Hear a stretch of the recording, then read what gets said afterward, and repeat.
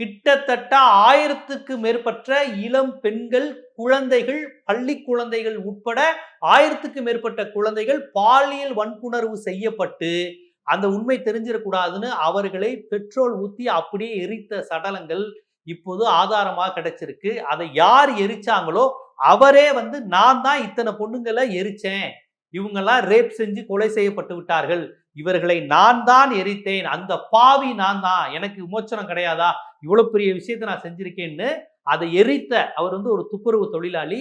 அந்த மனிதர் இதற்கு மேலும் நான் மனிதனா வாழணும்னா என்ன செய்யணும் தெரியல, இவ்வளவு பிள்ளைகளை எரிச்சிருக்கேன், இத்தனை பெண்களை உயிரோட பெட்ரோல் ஊத்தி நானே கொளுத்திருக்கேன் அப்படின்னு அவரே சாட்சியாக மாறி இருக்கிறார். அவர் நீதிமன்றத்தில் கொண்டு வரும் போதெல்லாம் பார்த்திருப்பீங்க, அவர் முகத்தை கருப்பு கலர் இது பண்ணி கொண்டு வந்திருப்பாங்க. ஏன்னா அவர் இப்ப கை காட்டி இருப்பது சாதாரண இடம் இல்ல, கர்நாடகாவின் அதிகார மையம். இன்னும் சொல்ல போனா இந்த மாதிரி மடங்கள் பீடாதிகள்லாம் இந்தியாவினுடைய அதிகார மையத்துடன் தொடர்புல இருப்பாங்க, அது எந்த அரசியல் கட்சியா இருந்தாலும்.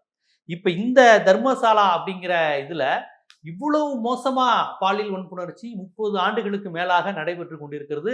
அவன் பொண்ணுங்களை ரேப் பண்ணி கொண்டு தூக்கி குப்பை மாதிரி வீசி இருக்கிறான். அதை அப்படியே பெட்ரோல் ஊத்தி கொளுத்திக்கிட்டு இருக்கிறாங்க. அதாவது இதுல நிறைய பேர் ஈடுபட்டிருக்கலாம்.